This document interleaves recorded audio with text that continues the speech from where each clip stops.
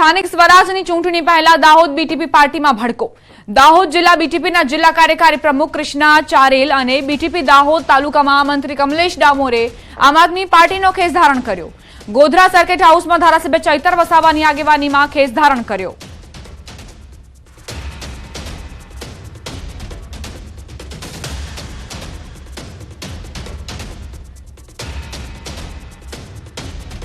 મહીસાગર જિલ્લાના લુણાવાડામાં સ્વાભિમાન સંમેલન યોજાયું હતું। આ સંમેલનમાં વાંસદાના ધારાસભ્ય અનંત પટેલે શિક્ષણ મંત્રી કુબેર ડિંડોર પર પ્રહાર કર્યા।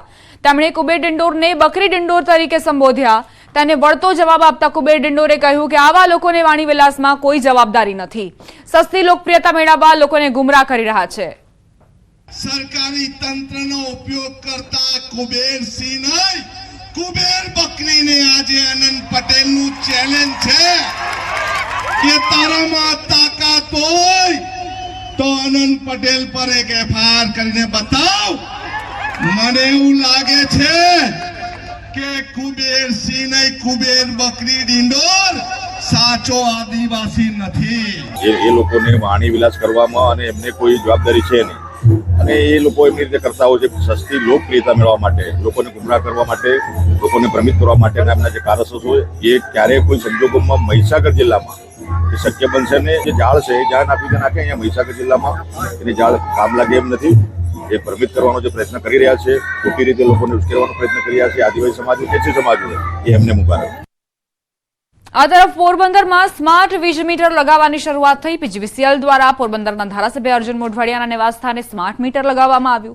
અર્જુન મોઢવાડિયાએ સ્માર્ટ મીટર અંગેની ખોટી ધારણાઓથી દૂર રહી ઉપસ્થિત સૌને સ્માર્ટ મીટર લગાવવા અપીલ કરી।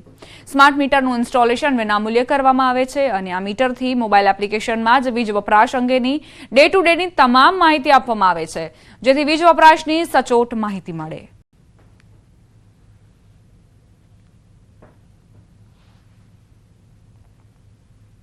આજે પોરબંદરમાં જે સ્માર્ટ મીટર લગાડવાના છે, આખી સિસ્ટમ સ્માર્ટ કરવાની હોય તો મીટર પણ સ્માર્ટ હોવા જોઈએ।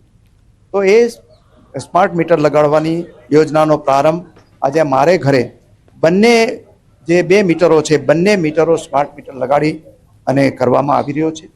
એ પછી પોરબંદરના દરેક ઘરોની અંદર પણ આ સ્માર્ટ મીટર લાગશે અને એને કારણે જે એઆઈ સહિતની જે આપણે જે સ્માર્ટ સુવિધાઓ છે એ સુવિધાઓ પણ આપણા ઘરોમાં ઉપલબ્ધ થવાની છે।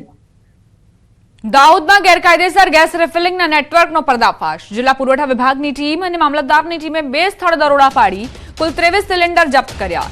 રેડ કરી રેલવે કોલોની અને ભોઈવાડામાં દરોડા પાડી ઘરેલું ગેસ રિફિલિંગની મોટર સહિતનો સામાન જપ્ત કરી કાર્યવાહી કરી। રેલવે કોલોનીમાંથી ઘરેલું ઉપયોગ ગેસના 9 ભરેલા અને 4 ખાલી અને 3 ભરેલા કમર્શિયલ ગેસ સિલિન્ડરનો જથ્થો જપ્ત કરાયો। બીજી તરફ ભોઈવાડામાંથી પણ દરોડા પાડી 2 ઇસમો સામે કાર્યવાહી કરાઈ।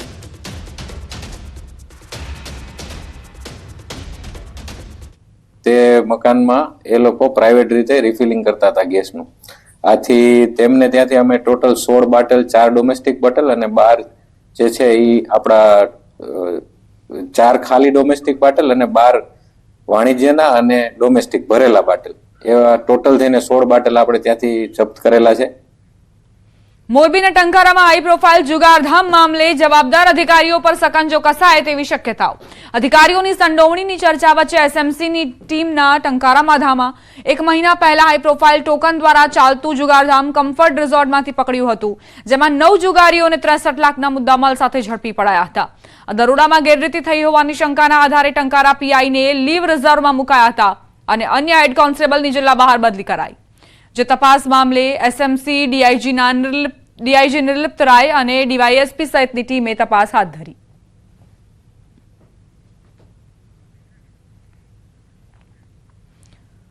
અમદાવાદમાં ભગવાન શ્રીરામનો લગ્નોત્સવ ઉજવવામાં આવ્યો। રિલીફ રોડ પર આવેલા કાળા રામજી મંદિરમાં આયોજન કરવામાં આવ્યું।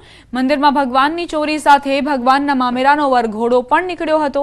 મોટી સંખ્યામાં શ્રદ્ધાળુઓ કાળા રામજી મંદિરમાં લગ્નોત્સવમાં ઉપસ્થિત રહ્યા હતા। ભગવાન શ્રીરામનો વિશેષ અલંકારો સાથે શણગાર કરવામાં આવ્યો હતો। અમદાવાદના રિલીફ રોડ સ્થિત આ મંદિરમાં શ્યામ સ્વરૂપે ભગવાન શ્રીરામ બિરાજે છે। પદ્માસન મુદ્રામાં રામજીની સમગ્ર ગુજરાતમાં માત્ર એક જ મૂર્તિ હોવાનું સૌભાગ્ય અમદાવાદને પ્રાપ્ત થયું છે। કાળા રામજી મંદિરમાં વર્ષોથી ભગવાન રામનો લગ્નોત્સવ ઉજવાય છે। આજે ભગવાન રામનો લગ્નોત્સવ, ભગવાન રામ સીતાજીને આજે પરણ છે. અમદાવાદના કાલુપુર વિસ્તારમાં અત્યારે છું.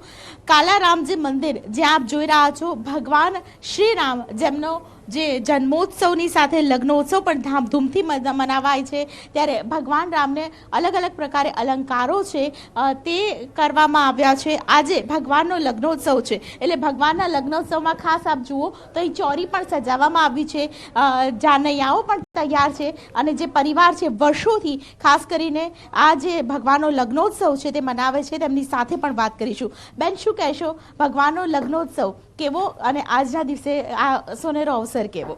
સૌપ્રથમ તો એમ કહીશ કે રામ રામેતિ રામેતિ રમે રામે મનોરમે સહસ્રનામ તુલ્યમ રામ નામ વરાનને.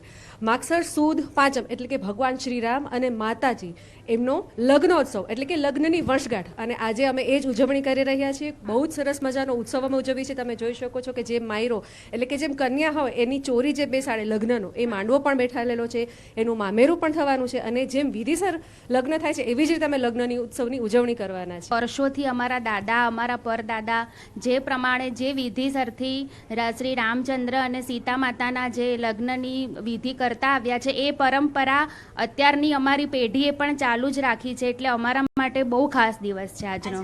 જૂના જમાનામાં જ્યારે લગ્ન થાય ને ત્યારે પેલી ફટાણા ગવાતા હતા, તો આજે પણ એ ફટાણા ગવાશે કે શું? ચોક્કસ ચોક્કસ એ જ રીતે પહેલાં જે થતું હતું એ રીતે પણ અમે ફટાણા ગાઈશું, એક એક વિધિ થશે અને બધું જ જેમ ભગવાન શ્રી રામના લગ્ન એ જમાનામાં થયા હતા એ રીતે જ કરીશું. વર્ષોથી તમામ પરિવાર જે છે તે વર્ષોથી ભગવાનનો લગ્નોત્સવ મનાવાઈ રહ્યો છે. આપ જોઈ રહ્યા છો ભગવાન રામને જે પ્રકારે અલંકારોથી સુશોભિત કરવામાં આવ્યા છે અને તેની સાથે ખાસ કરીને ફટાણાની સાથે તમામ પ્રકારની જે વિધિ લગ્નની વિધિ છે કરવામાં આવશે.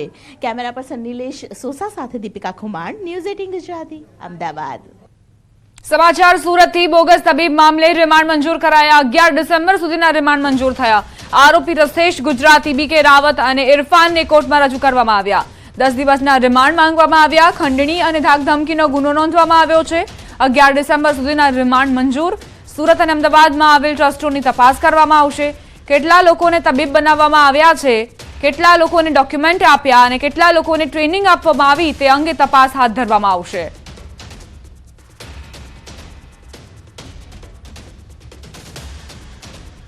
સંવાદદાતા કેતન જોડાઈ ગયા છે વધુ જાણકારી સાથે. કેતન, બોગસ તબીબ મામલે કેવા પ્રકારની કાર્યવાહી અને કેટલા દિવસના રિમાન્ડ મંજૂર?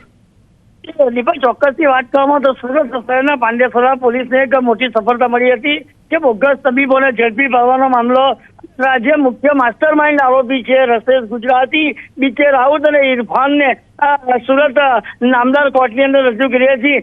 નામદાર કોર્ટે પોલીસે 10 દિવસના રિમાન્ડો માંગ્યા હતા, પરંતુ નામદાર કોર્ટે 11 ડિસેમ્બર સુધીના ત્રણેય આરોપીના રિમાન્ડ મંજૂર કર્યા છે. અને હાલ તો આ સમગ્ર બાબતે ઊંડાણપૂર્વક તપાસ ચાલી રહી છે. સાથે સાથે ખાસ કરીને સુરત અને અમદાવાદમાં આવેલા ટ્રસ્ટોની પણ તપાસણી કરવામાં આવશે અને કેટલા લોકોને તબીબ બનાવ્યા છે હજુ એ મામલે પણ આ કેસની અંદર વધુ પડલો ઉચકાય એવી શક્યતાઓ છે. અને ખાસ કરીને આ જે ડોક્યુમેન્ટો, કેટલા લોકોને ડોક્યુમેન્ટ આપ્યા, કેટલા લોકોને ટ્રેનિંગ આપી, એ બાબતની પણ તપાસ ચાલી રહી છે. સાથે સાથે આભાર કેતન જાણકારી આપવા માટે.